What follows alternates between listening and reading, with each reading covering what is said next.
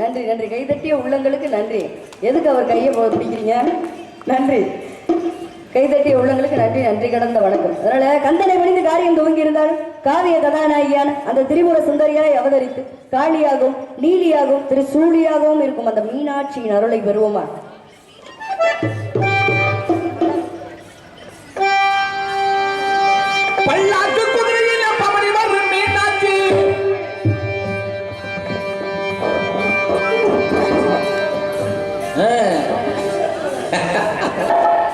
பல்லாக்கு குதிரையில் பவனி வரும் மீனாட்சி, பவனி வரும் மீனாட்சி, பாண்டியர் சக்கரிடம் பாசவச்ச ராசாத்தி, பாசவச்ச ராசாத்தி, ஊரோரு ஊருக்குள்ள ஊருக்குள்ள ஊருக்குள்ள வந்தாடி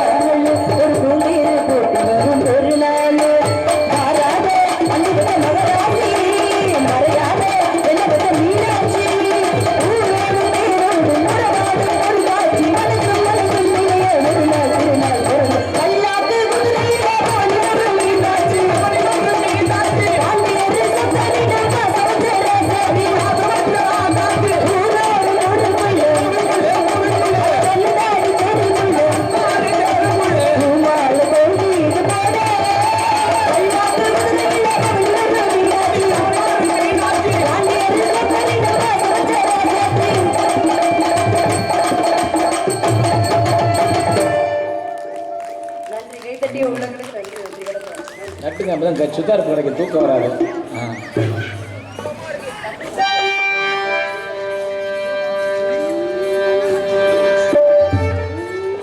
கண்ணாலே பாருமையா கண்ணாலே பாருமையா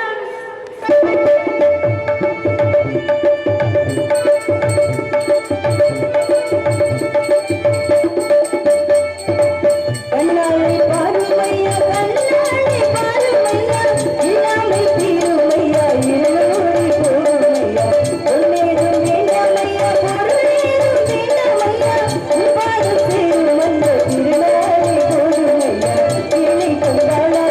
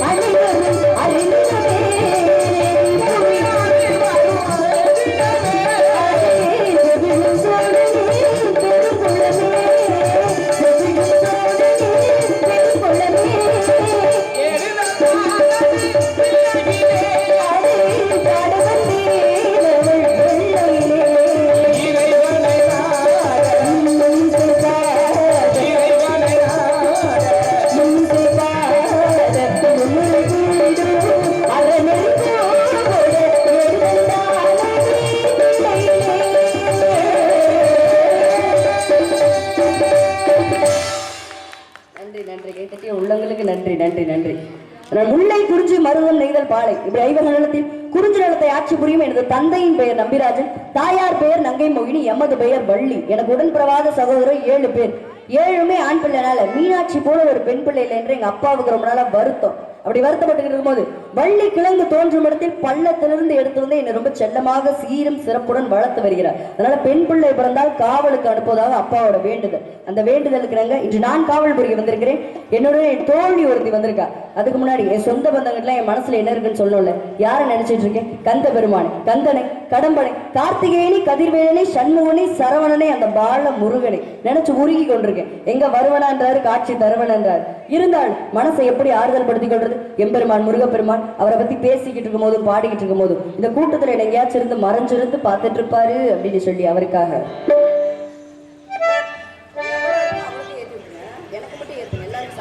ஆமா எல்லாரும் எடுத்து விடுங்க எங்களுக்கு.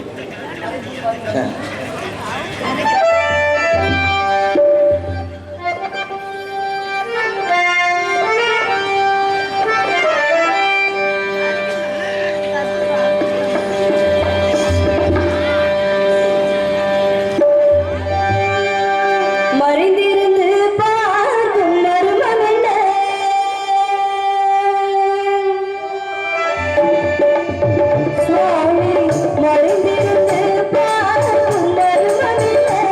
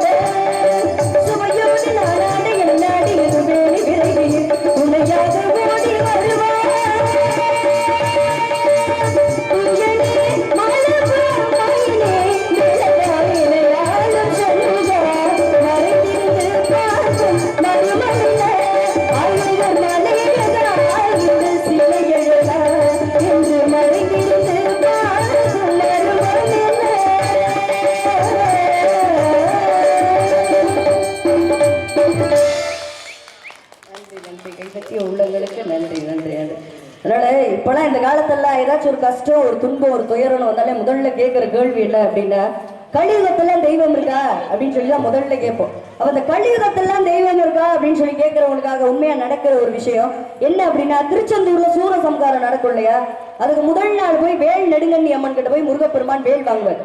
என்ன மரபு அப்படின்னா, சிக்கலில் வேல் வாங்கி செந்தூரில் சம்காரம் என்பது மரபு. இந்த மரபுக்கு ஏற்ப 6 நாளா மனுஷன் போராடுவாப்புல, ஒண்ணும் பண்ண முடியாது. அப்ப அவங்க அம்மா கிட்ட போய் வேல் நெடுங்கண்ணி அம்மன் கிட்ட போய் வேல் வாங்குவாரு. அது வரையும் எந்த பதிஷ்டம் இல்லாம போறவரு அந்த வேலை வாங்கினதுக்கு அப்புறம் அவர் செப்பு திருமேனியாகப்பட்டது வேர்த்து ஒழுகுமா. அப்ப இதை விட என்ன வேணும்? அது மூலவர் சிலையா இருந்தா பரவாயில்ல, பிரதிஷ்டை பண்ணது அதனால அந்த சிலை அப்படி இருக்குன்னு சொல்லலாம். ஆனா உற்சவர் சிலை வேல் வாங்கினதுக்கு அப்புறம் வேர்த்து ஒழுகுமா. இதை விட என்ன வேணும்? கலியுகத்துல ஒரு தெய்வம் இருக்குன்னு சொல்லி. அதனால எப்பயுமே கடவுளுக்கு பயந்து நடக்கணும், உண்மையா நம்ம தொழிலை செய்யணும் இருக்கட்டும். அதனால அந்த கதிர் வேலனை அந்த கார்த்திகேயனை நான் எப்படிலாம் காதலிச்சிருக்கேன் தெரியுமா? எப்படியெல்லாம்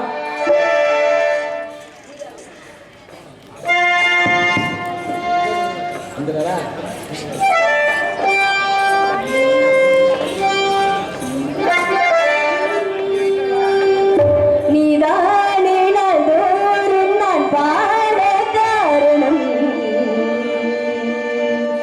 நீ எந்த நெஞ்சோடு நின்றாடும் தோரணம்,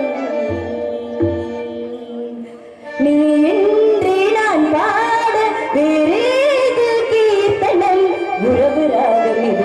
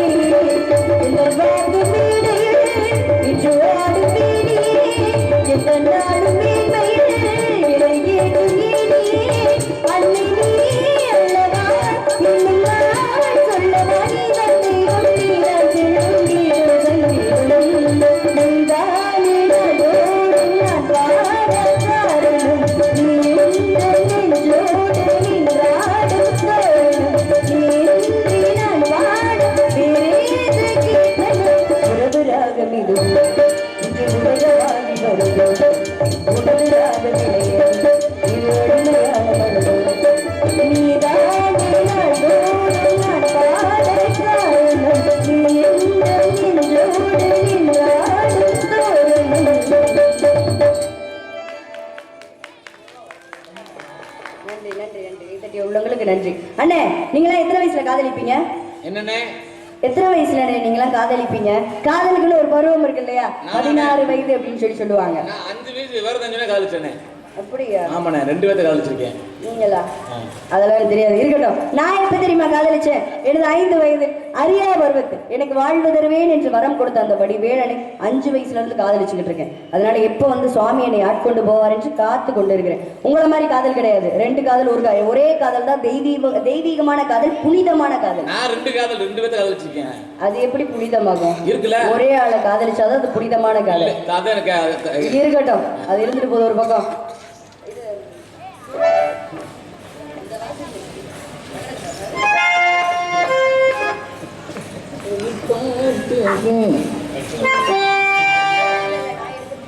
சரி. குயில் பாட்டு வந்தது நெகிழாடி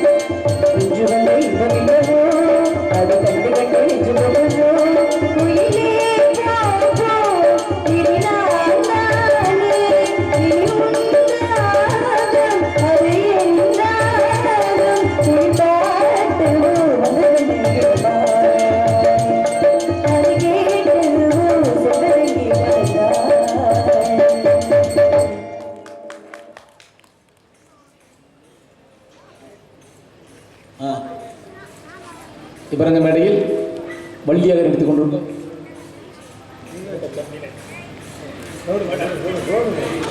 வள்ளியாருக்கு மதுரை சேர்ந்த மீனாட்சி அவர்களுக்கு விளையாட்டு சார்பாக பொன்னாட போட்டி கொள்கிறது. அமைப்பாளருக்கு அப்புறம் கேரளமே